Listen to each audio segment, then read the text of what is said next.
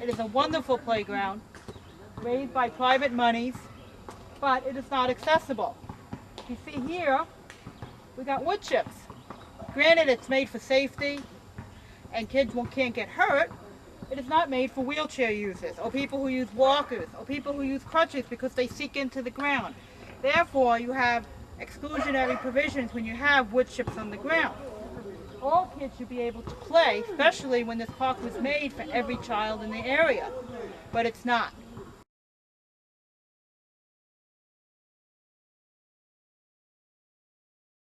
Hi, I'm Robin Miller from Miller Chat. I'm with Jackie Samalis at the Boundless Playground in Providence, Rhode Island. Our guest today is Amy Barzach. Barzach from Boundless Playground. Welcome. Thank you. I'm glad to be here with you. Well, this is our first summer show, and we wanted to come here and do a live interview and tell our viewers in Shrewsbury how wonderful it is to have a Boundless Playground in the community for all children. So, Amy, why don't you tell us a little bit about the Boundless Playground? But before that, tell us a little bit of the history of Boundless Playground and how it came into being. My pleasure. 1994, I was on maternity leave from my job. I was home with my 3-month-old baby and my 3-year-old son Daniel, and we went to our local park, and I saw this beautiful little girl in a wheelchair on a sidewalk watching everyone else play at a playground that she couldn't even get close to. And even if she could get close to it, she couldn't get on it or play in it with everybody else. And I sat there on this bench and just thought, why shouldn't playgrounds be for everybody? Don't you think all kids want to play? And don't you think all kids benefit from the chances to play with kids who have different abilities than them? I definitely agree to that. And so I sat there looking at this little girl thinking, somebody should do something about this. And that was August.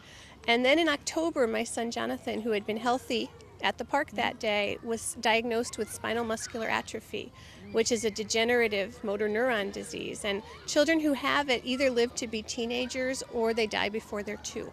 And we didn't know what kind Jonathan had up until the week before he passed away in January 1995. And the irony is that if he had grown up, he would have been just like that little girl in the wheelchair watching everyone else play. And so in a way, I feel like I saw that little girl as an inspiration for what we could do to learn how to deal with loss by celebrating life. And what we tried to do was honor Jonathan's spirit and honor his joy and his celebration of life by creating first a playground called Jonathan's Dream in West Hartford, Connecticut. And we worked with a company called Learning Structures in New Hampshire who helped us do a community build process. Volunteers, all the parts, put it together like an erector set. And we built that playground in the fall of 1996, so 10 years ago this year. And the day of the grand opening, there were children of all abilities, kids who had physical disabilities, sensory, cognitive, visual, you name it, and kids without disabilities, celebrating life together. And that was the beginning of, I think, the heart of the idea.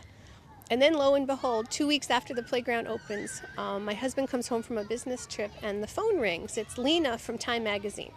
And my husband says, I don't want to buy any magazines, thank you. And he hangs up on her, and she calls right back and she says, please don't hang up with me. I want to write a story about your playground.